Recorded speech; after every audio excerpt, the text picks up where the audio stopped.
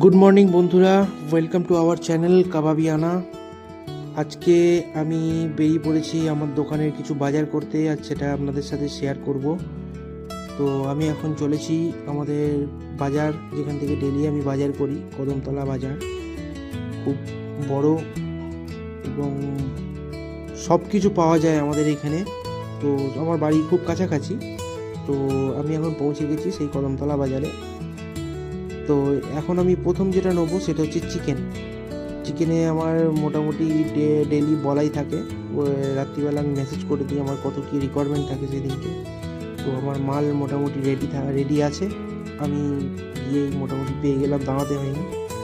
তারপরে আমার যেটা কেনার থাকে পেঁয়াজ, লঙ্কা, তারপরে লেবু, ধনেপাতা, এগুলো আমার একটা ফিক্স করে দোকান ধরা রয়েছে। তো সেখান থেকে আমি নিয়ে এখন চলে এসেছি রিলায়েন্স ফ্রেশ। সেখান থেকে আমি দই, বাটার এবং ফ্রেশ ক্রিম জাতীয় যা এই ডেয়ারি মালগুলো থাকে সেগুলো আমি এখান থেকেই নিই।